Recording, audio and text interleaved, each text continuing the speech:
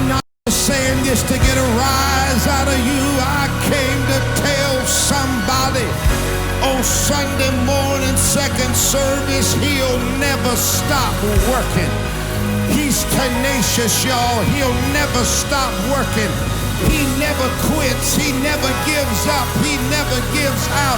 He never relents. He never stops working. Folk will quit on you, but not God. Folk will walk out on you, but not God. He never stops working. He's working right now. He's moving right now. He's dealing right now. He's convicting right now. He's healing right now. Come on and give the Lord a praise in here if you love him. I know this may seem dated and unnecessary, but I am a man of principle and I've done it for so many years. Will you stand for the reading of God's word? What an amazing anointing all day long. You know, first service, we blew a transformer and the natural power went out, but the supernatural power stayed on. So praise God. I want to tell you that there's great potential in this room. In fact, there's greatness in this room. You say, Pastor, how do you know there's greatness in this room? There's greatness in this room because you're here. Okay, I got about 20% of you. I said because you're here. You were made by the Lord, and if God makes it, it's great.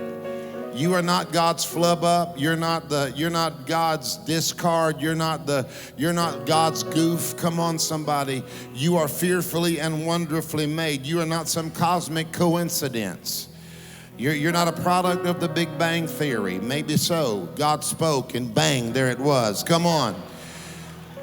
But when you arrived on the scene, you arrived on the scene with purpose. Put your hand on your chest and say, I have a purpose.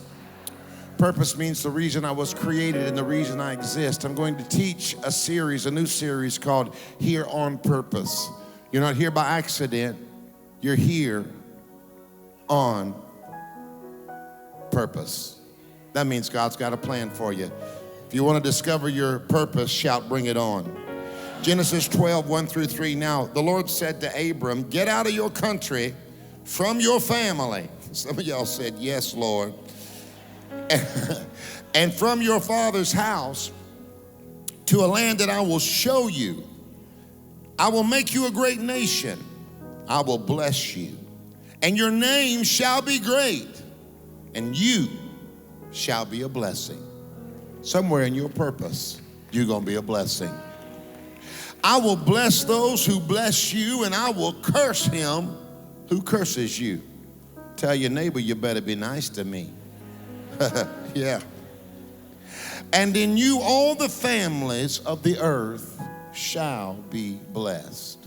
I want to talk to you today about your purpose, and I want to tell you, you're here not by accident. You're here on purpose. Who's ready to learn? Slip up your hands. Father, release a supernatural anointing in this house that the name of Jesus may be glorified and that people would capture your heart for their lives. And you would show them that they are here on purpose. Bless us here and by live stream around the world. Somebody clap for Jesus. Amen. You can be seated. I want to tell you that I believe there's greatness in the room because we serve a great creator. And in fact, if you really want me to get right down to it, the great creator's greatest creation is you. And this series on purpose is going to mean nothing to you if you don't believe that God has placed greatness in you. And that if he brought you to this moment, your purpose is great. Some of y'all say, well, Pastor Raley, you don't understand the struggles that I've had and how I've failed and how I've fallen. But I would say to you that our God is so awesome and he is so great that he's able to cause your purpose to come to pass even when you feel like you've blown it. You say, I've messed God's plans up for my life. You, my friend, are not that great. Because God knew that you were going to mess up before you ever even messed up. And he had a plan in place because he knew that there would be detours, there would be trouble, there would be wrong decisions. But even in spite of that, he kept your purpose in place. That ought to make you want to rejoice to know that my purpose is intact. I've had a failed marriage, an abortion. I was addicted. I went through trouble. I got an arrest record. I've been through some trials and tribulations. The devil thinks he caused me to miss my purpose, but the devil is a liar. Your purpose is still in place. If you believe that, you ought to clap your hands all over this room. Your purpose, precious, is not only in place, your purpose is great. Now, if you take the word great from Webster's and you define it, great means distinguished by the extraordinary. It means unusually important. It means to become a person of rank or distinction. God said, I want to make your purpose so great that it is distinguished by the extraordinary, that you manifest the unusually important, and you begin to become a person of rank or distinction. I believe that you should describe to God what you desire, but don't be limited just by what you desire. You need to understand that God's purpose for you is exceedingly abundantly far above anything you could ask or even think. Hear me in this place. I believe great ought to describe you as you journey towards who and what God has called you to be. And I want to kick this study off by showing you a few characteristics of someone who refused to live a life of mediocrity. God hasn't designed you to live a mediocre life, young person. Those who are determined to fulfill their purpose and become great, they want to be great fathers. You want to be great mothers. You want to be great Christians, brothers, sisters, workers, sons, daughters. If you're in the ministry, you want to be great at it. You don't do what you do to fail. You do it to be great. If you want to be a great business owner or a great entrepreneur or a great employee, there are things that need to mark your life. So I want to show you today from the life of Abraham really how you can become that person who realizes, I'm not just here. I'm here on purpose. And I'm here with great purpose. Make a little noise if you want to learn how to achieve your great purpose. Number one, people who achieve great purpose don't have a limitation mindset.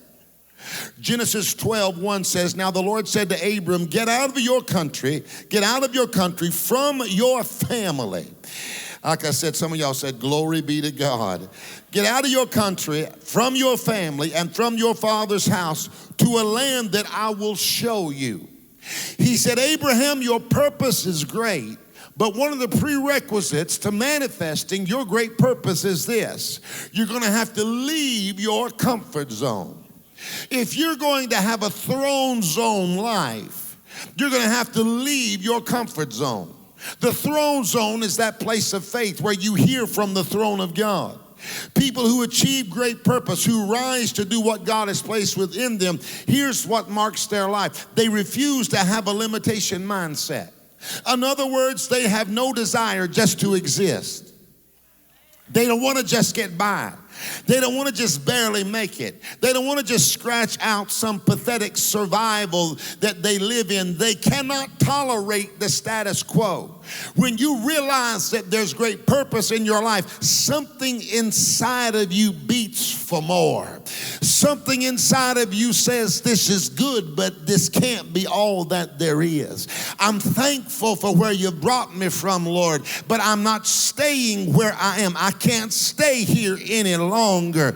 I'm going deeper. You're leading me into a furious flood. Hallelujah. I'm ready. Anybody ready?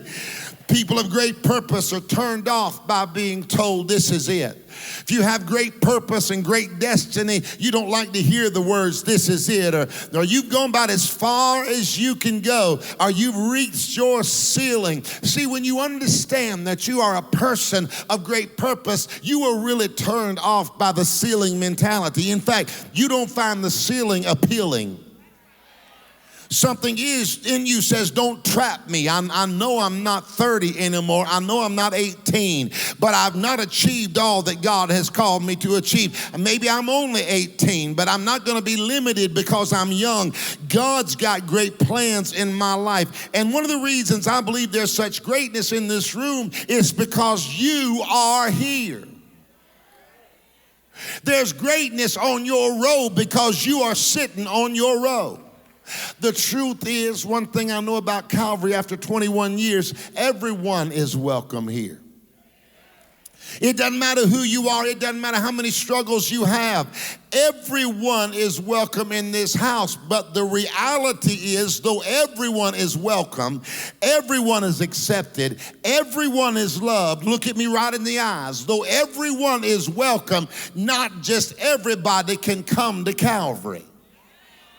Oh, I'm about to say a thing. You say, why, Pastor? Oh, all are welcome to loved. All are welcome. We want everybody here, but the truth is not everybody can come and be comfortable at Calvary. You know why? Because I believe this church is a gathering of eagles. Okay, a few of you realized you're an eagle. Some of you don't realize it yet. I said, this church is a gathering of eagles. You may feel like a turkey, but let me tell you, you're with a gathering of eagles. Eagles desire more. There's something in you that doesn't desire just the status quo. In this church, you know there's going to be challenges when you come. You're going to be challenged just to worship. You're not going to be challenged in a way that it'll be okay, you just come in here and sit down. No, we're going to say, shout unto God with a voice of triumph. We're going to say, come on, let's give him praise. You'll be challenged in your service. You'll be challenged in your stewardship. You'll be challenged by the word. You'll be called up higher. But see, this is the kind of church that you have to be in, because you're the kind of person that doesn't want to stay right where you are. You're the kind of person that does not want to settle. You're the kind of person that says, call me up. Some of y'all have come into this room, and one of the reasons that you come to Calvary is because you know once in a while Jim Raley is going to step on my toes and he's going to call me to another level. You know that he's not going to dumb down the message. He's not going to make an excuse for sight walking and low living. But there's something in him that will call me out of my mess and into my miracle. You know why? Because there's an eagle in you. There's greatness in you. Your purpose is great. If you don't want to settle, but you want to walk in the fullness of what God has called you to walk in, make a little noise in the room right now. I guess I'm saying that you are here today, even hearing this message, because you don't want to have a limitation mindset. We've gathered in this room today because we have no desire for church as usual. We're expanding in the Palm Coast. We have now going into our 4th campus because we don't want to just get by and have one church in one location, but we're going to expand God's kingdom. We've gathered today because we have no desire just to exist. And Abraham, this man of greatness who did not have a limitation mindset, was used by the Lord because he refused to be confined by his circumstances. Genesis 11:31, and Terah, Abram's father, took his son Abram and his grandson Lot, the son of Haran, and his daughter-in-law Sarah, his son Abram's wife, and they went out with them from Ur of the Chaldeans to go to the land of Canaan. And they came to Haran and dwelt there. The NIV says that they settled there. They settled there. Now, Genesis 12:1-2. Now the Lord said to Abram, get out of your country, from your family, and from your father's house, to a land that I will show you, and I will make you a great nation. I will bless you, and I will make your name great, and you shall be a blessing. He said, somewhere in your purpose, not only is your purpose going to bless you, it's going to bless somebody around you. The Bible says that Abraham was called out of Ur. Ur would be ancient Babylon. Babylon is modern day Iraq. Isn't that something? And if you define the word Babylon, Babylon means confusion. How many of you know some things never change?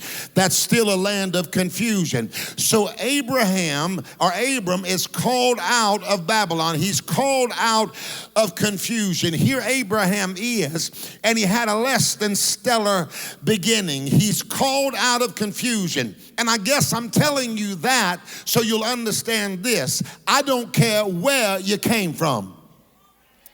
I don't care the messed up past you had or the confusion that you came out of. It doesn't matter how you started. It doesn't matter the journey that you've been on. The devil wants to make you think that because of where you come from, that you'll never be able to do great things for God. There's not a lot of people that have more of a jacked up past than Jim Raley. But let me tell you today, I'm only here because he called me out of my confusion. Oh, I can't find anybody much to talk to.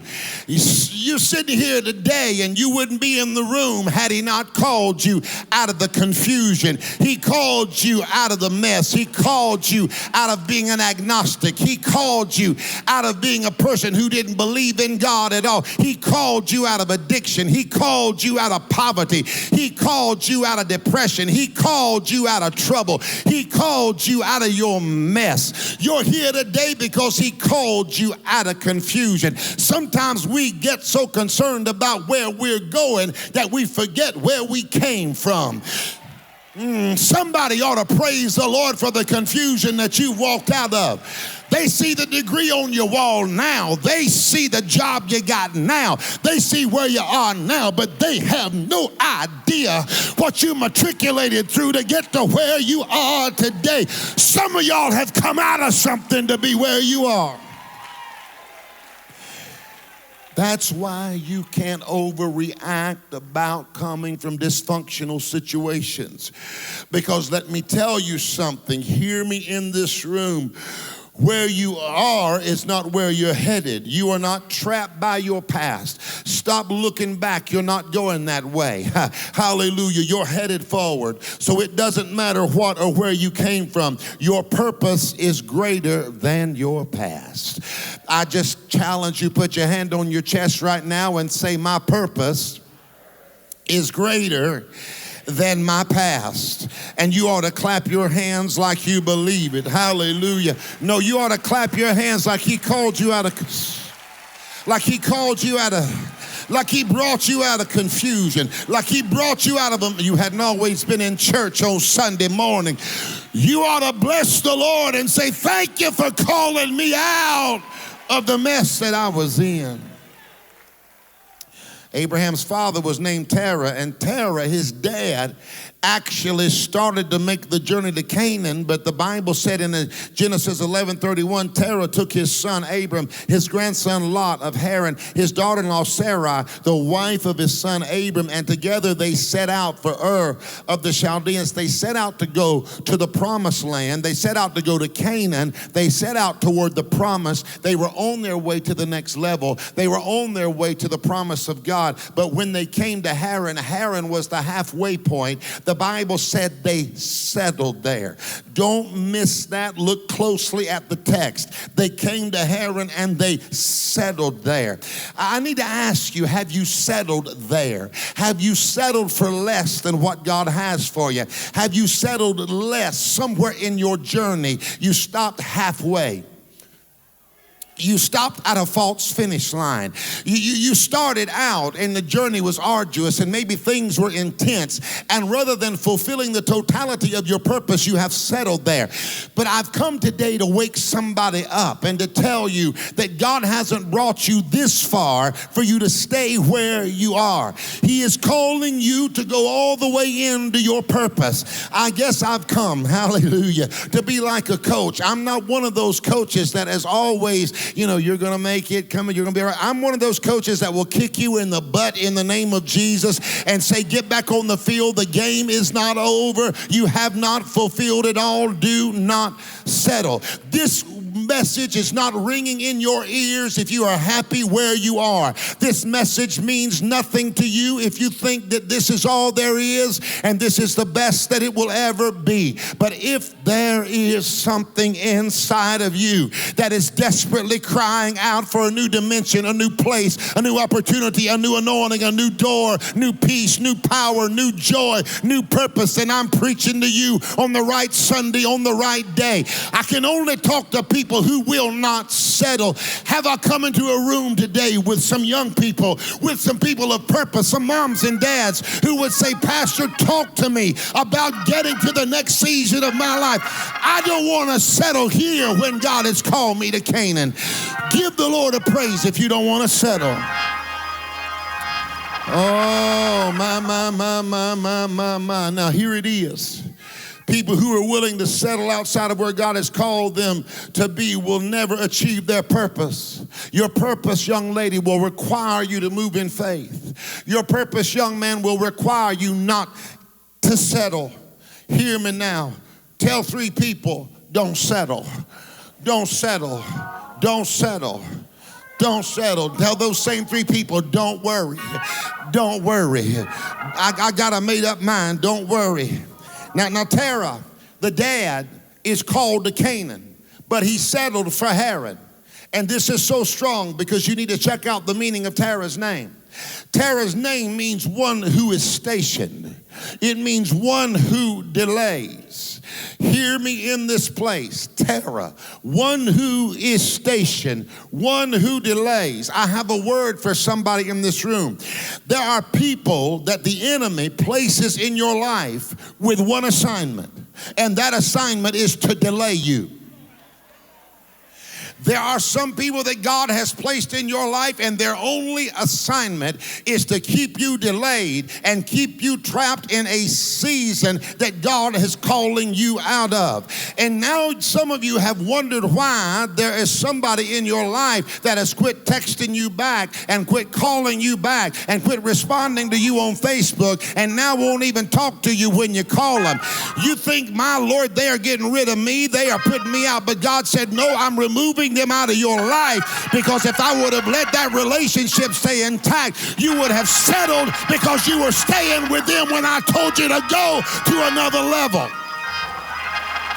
Sometimes you got to say, God, I thank you that even though she ain't talking to me anymore, I'm going a little higher in you, so I got a feeling that everything is going to be all right. Sometimes you praise the Lord for who came. Sometimes you need to thank God for who left.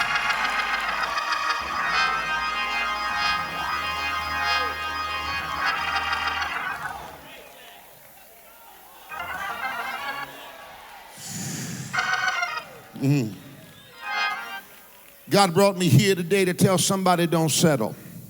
God brought me here to tell some young lady, some young man, some young family, some entrepreneur, some person of ministry, don't settle. Terah was a quitter. He settled, but your purpose is too great. I said Terah was a quitter and he settled, but your purpose is too great. The enemy wants you to settle for less than your purpose. Don't settle for a bad marriage. Don't settle for depression. Don't settle for a bad doctor's report. Don't settle in unforgiveness or in poverty. See, the devil wants you to look at your situation. He wants you to evaluate where you are. He wants you to declare, I'll never be more, but I guess I'm okay. I'll never have more than what I've got, but I guess what I've got is fine. I guess I'll never be more than what I am, but I guess what I am I have to do. I guess I'll never go any further than I'm going right now, but I guess this is far enough. Let me tell you something. The devil is a liar. Don't settle. Don't settle. I've made up my mind. You can settle if you want to, but I will not settle. I'm not going to settle. I'm 55, but I'm not settling. I'm 55, but I'm not quitting. I ain't got tired yet. Come on, somebody. I'm 55, but there's still a fight in me. There's still fire in me. There's still purpose in me. There's still destiny in me. There's still vision in me. There's still power in me. There's still devil binding, cancer rebuking, hell robbing, city transforming, glory releasing, revival deep down in Jim Raley's life. And I ain't getting ready for retirement. I'm getting ready to march into Hell's Kitchen and take back what the devil stole. I ain't settling. I need somebody who doesn't want to settle to give the Lord a praise with me right now.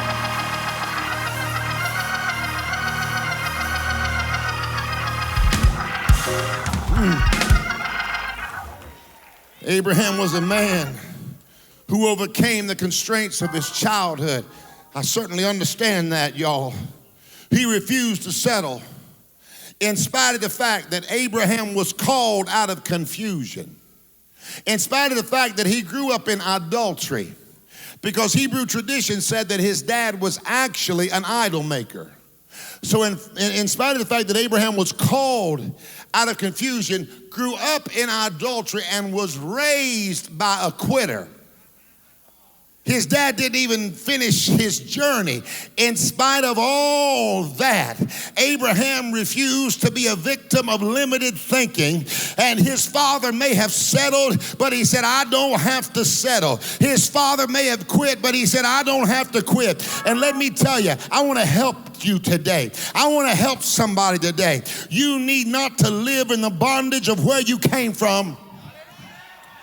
You don't need to live in the bondage of your past. No matter how difficult your past has been, no matter how hard your upbringing has been, may have been raised in poverty, but you don't have to be poor.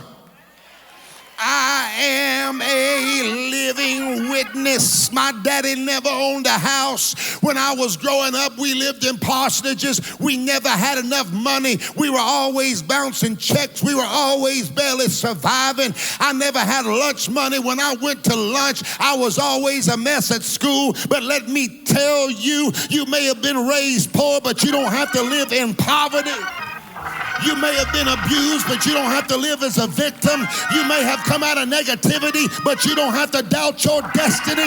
You may have dealt with abandonment, but you don't have to live your life alone. You may have dealt with rejection, but you don't have to walk around insecure because the Lord is on your side. You don't have to settle. You are not a victim of where you came from. God is on your side. You are a person of purpose. I need to find somebody that's hearing me preach.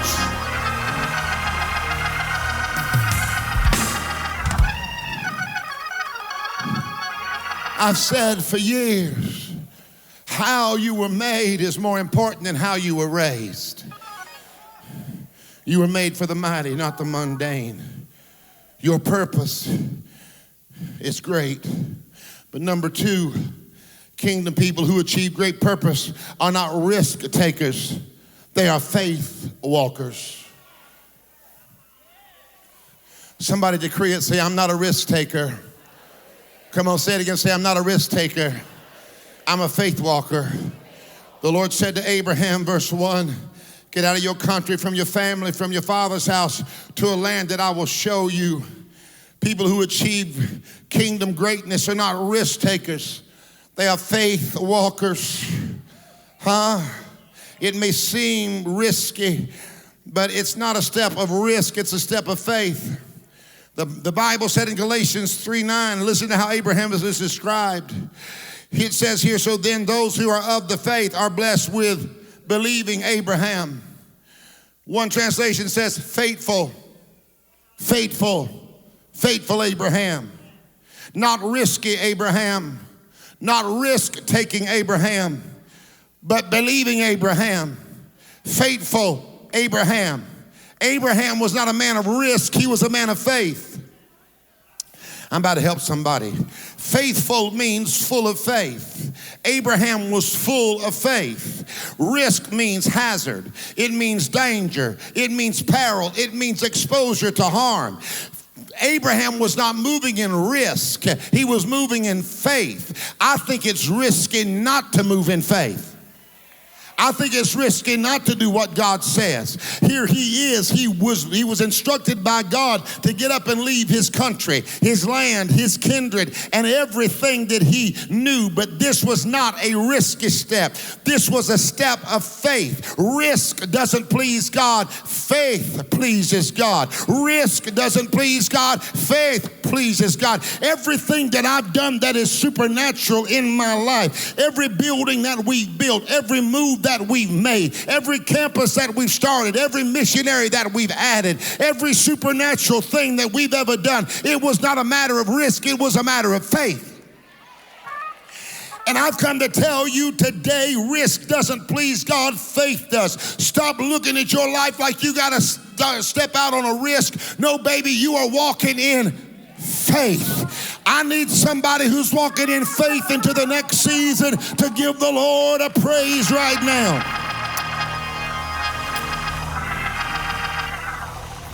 Tell somebody next to you, say, neighbor, God will call great people with great purpose to take great steps of faith. It's all in your faith. It's all in moving in faith. It's all in hearing God. If you don't believe me, just ask Moses in the desert. Ask Joshua in Jericho. Ask Deborah fighting the Canaanites. Ask Gideon admitted when he fought the Midianites with 400 to 1 odds. Ask David at Goliath. Ask Elijah when he stands before the 450 prophets of Baal. They would tell you it has not been a risk that gave me the victory had it not been for the Lord who was on our side. When men came in, they would have swallowed us up quick, but our soul escaped just like a bird out of the snare of the fowler. I made it because I'm a faith walker, not a risk taker. Let me hear from the faith walkers in the house. My. Tell your neighbor, say, neighbor, I'm not a risk taker. I'm a faith walker. Lord, have mercy. I made it this far by faith. The old timers used to sing, we have come this far. By education, by connections, by denominational affiliation, we have come this far by faith. I remember when I was a little boy, my grandma would sing, living by faith in Jesus above, trusting, confiding in his great love, and from all harm safe in his sheltering arms. I'm living by faith and I feel no alarm. Can I find somebody who's a faith walker in the room?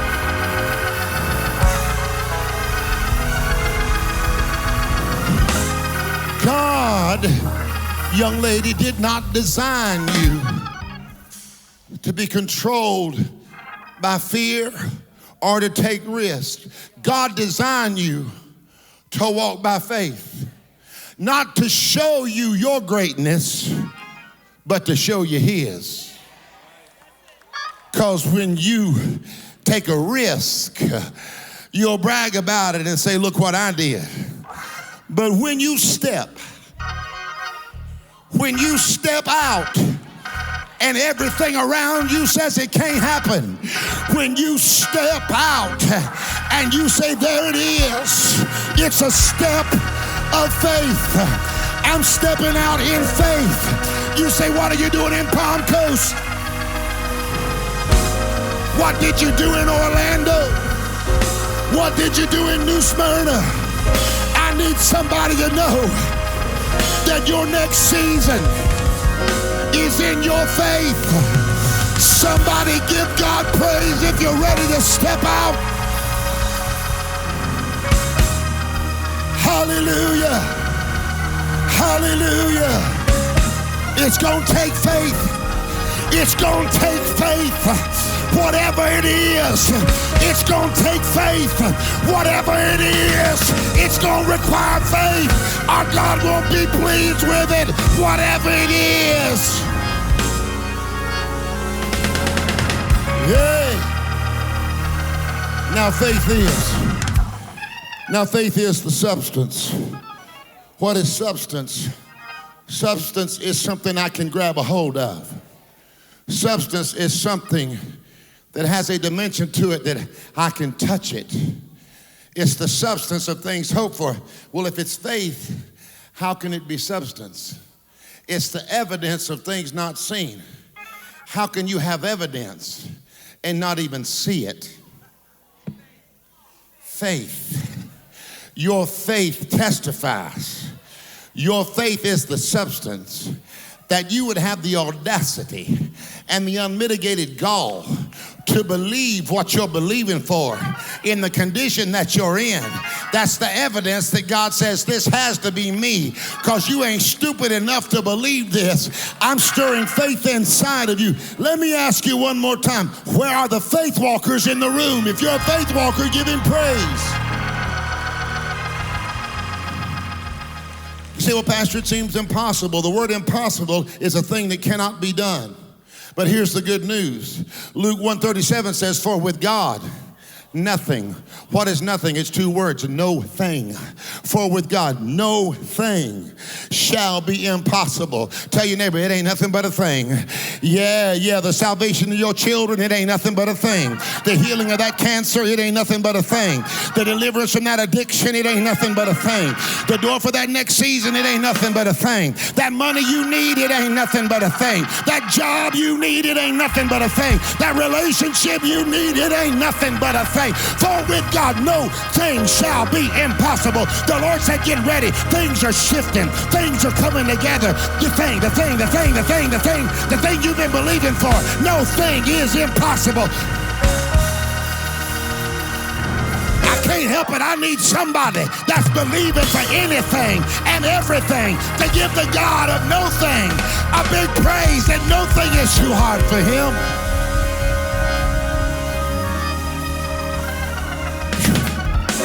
Y'all sit down and have another glass of tea. Let me finish. Number 3, I'm on my last point. People who achieve great purpose are willing to do whatever it takes. Somebody say whatever it takes. Whatever it takes. Whatever it takes. To get to where God has called them to go. Now the Lord said to Abraham, get out of your country, from your family, from your father's house, to a land that I will show you, and I will make you a great nation, and I will bless you. And I will make your name great, and you shall be a blessing.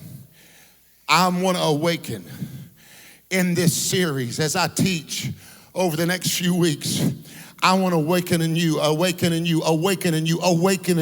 whatever it takes mentality.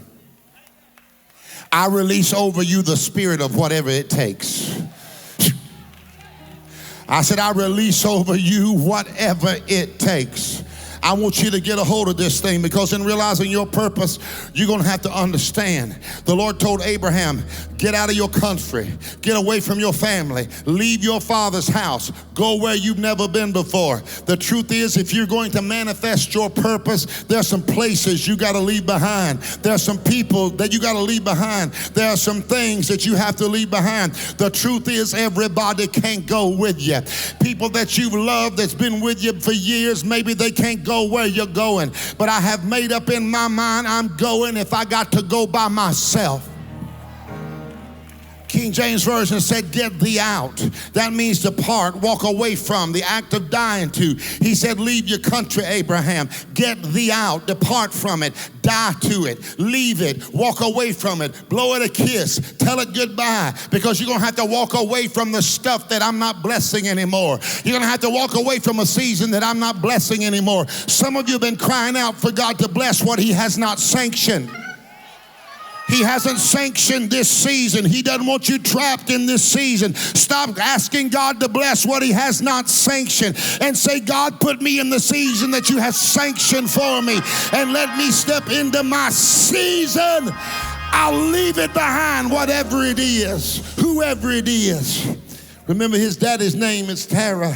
It means one who is stationed, one who delays. And I believe when Abraham left his father and his family, what he was saying, look at me in the eyes now, because this is going to be strong.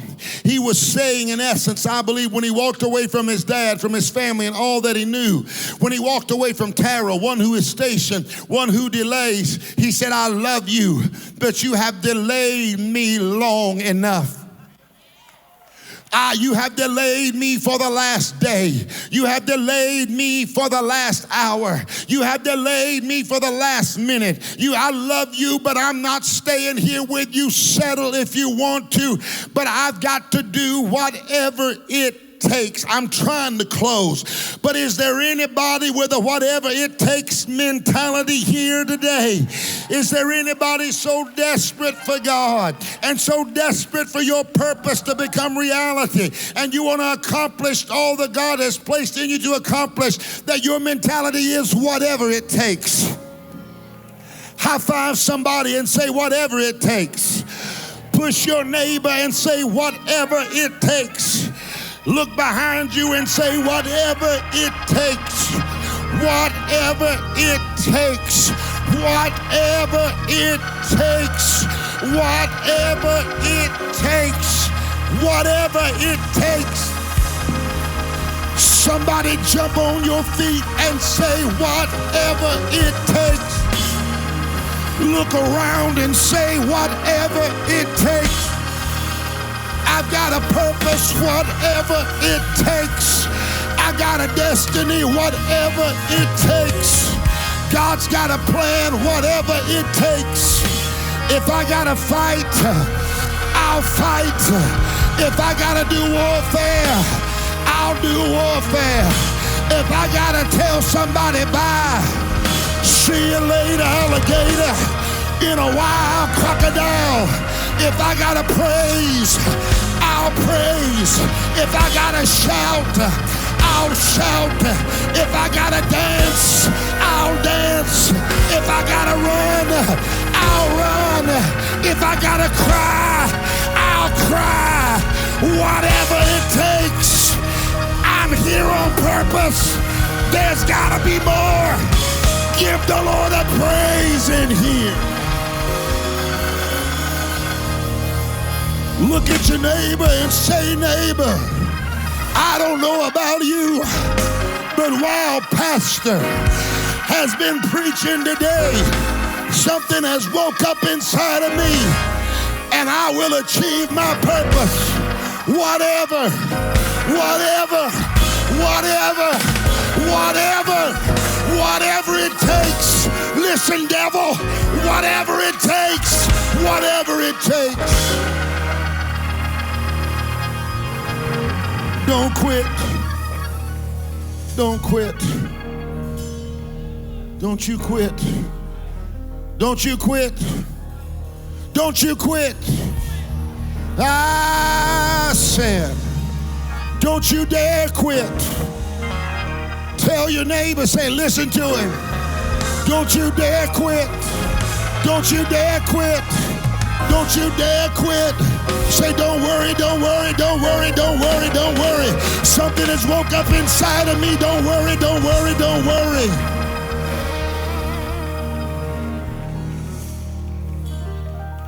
But Pastor, there's warfare around my life. There's so much going on. But listen, the warfare around your life often indicates the quality of the next season that you're about to walk in. Whew. I said the warfare around your life often indicates the quality, oh Jesus, of the next season that you're about to walk in. Do you actually think that the devil would be fighting you so hard if something mighty wasn't coming in 2019? Don't get ahead of me in the back. Now stay with me. Watch this. Some of y'all say, well, Pastor, I've been in a season of pain. I've been in a season where it's been hard. 2018, it seems like I was flustered and frustrated.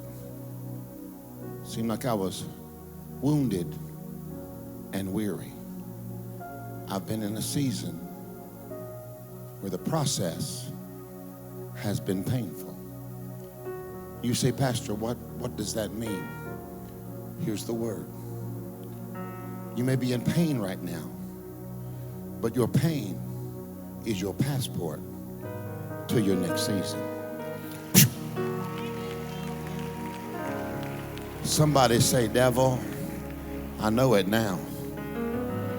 Yeah, you should have took me out when you had a chance. My pain is my passport to my next season.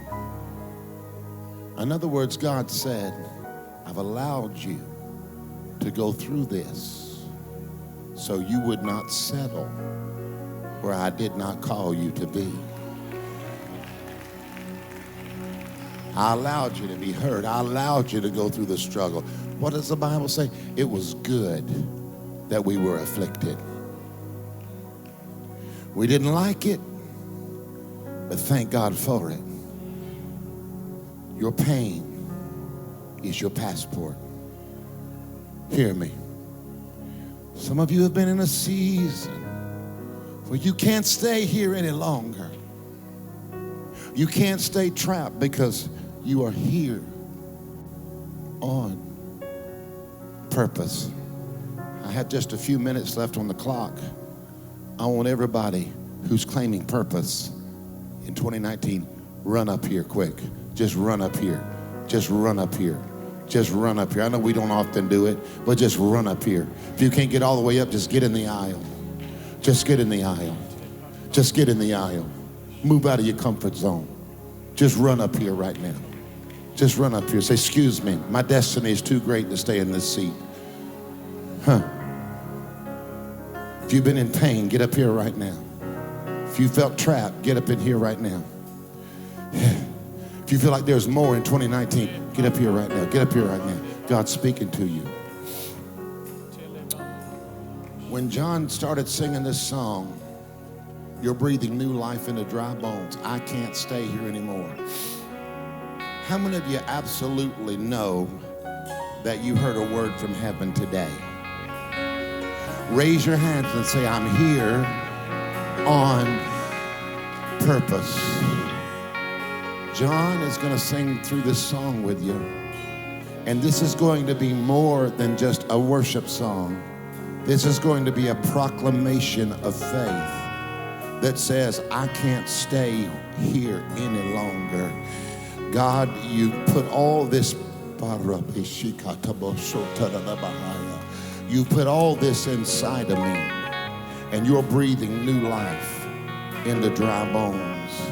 I dare you to raise your hands like you don't even care who sees you. Sing, John. I can't stay here, asleep to how you're moving. I can't stay here, complacent anymore. No, I can't stay here, 'cause my heart is full of longing. I can't stay here, 'cause I know what I'm made for. You're breathing new life into dry bones. I hear the Lord said, my glory is riding on this words right here. Sound of heaven. The Lord said, my glory is riding on this right here. Your spirit's calling me, and I know it's time to go. I can't stay here anymore. I can't. Lord, you're breathing new life into dry bones. I hear the echo, the sound of heaven's song. Your spirit's calling me, and I know it's time to go. Oh, I can't stay here anymore. Sing it again. You're breathing, Lord, you're breathing new life into dry. Sound of heaven's song. Oh, your spirit's calling me. I know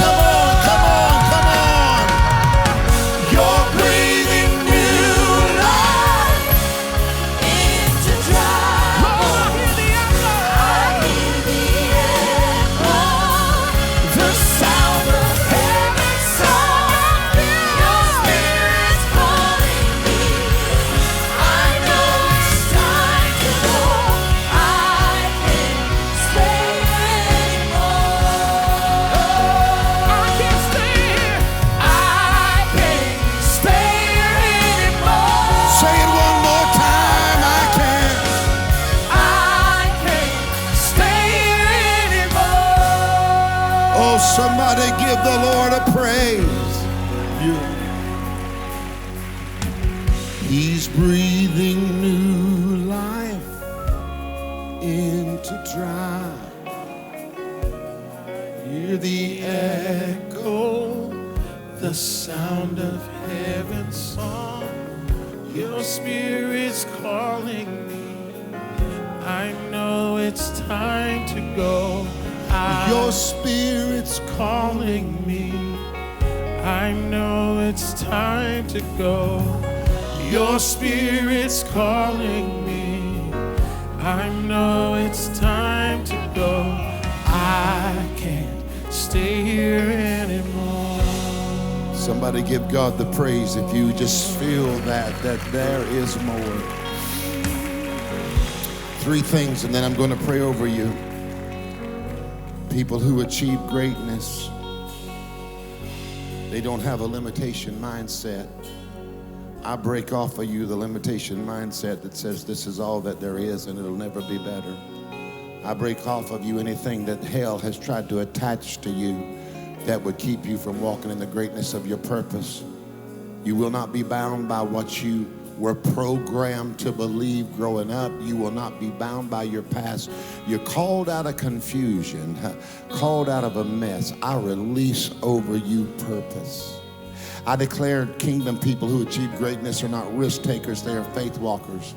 I release over you right now just a spirit that says tenaciously, I'm not taking risk, I'm moving by faith, and God, faith honors you.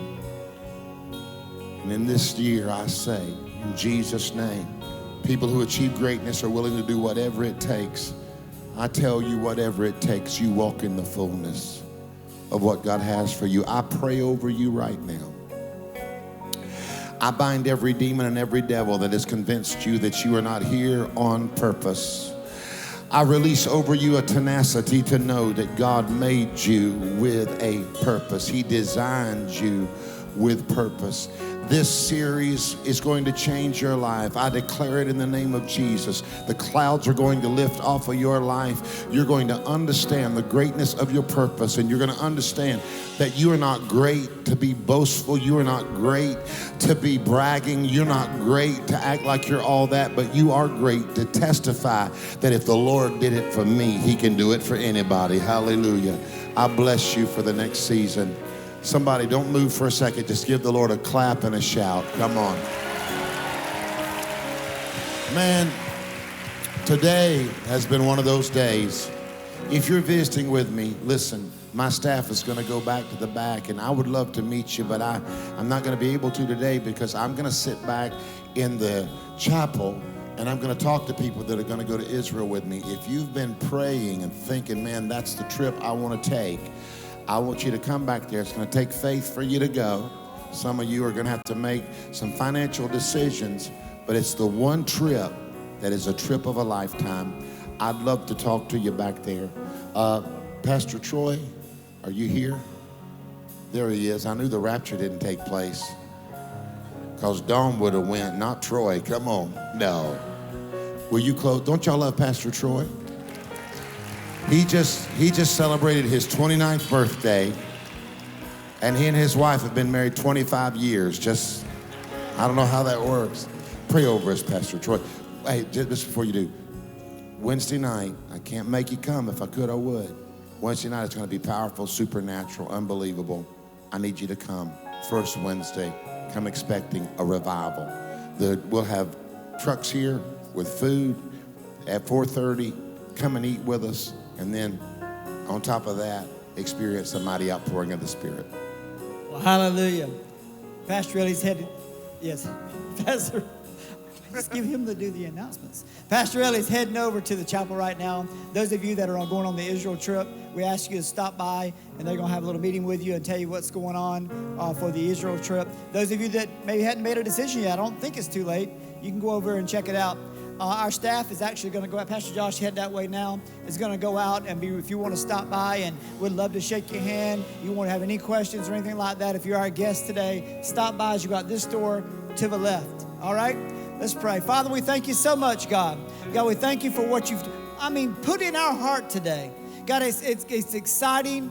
And God, I believe it's going to encourage someone, God, that they need to move forward in what you called them to do. God, let's grab a hold of that word as we leave this building and take it with us and not leave it in the room. And that's the way it's going to change people. Thank you for it in Jesus' name. Amen. Love you guys. Remember, this Wednesday, Revival Wednesday. See you then.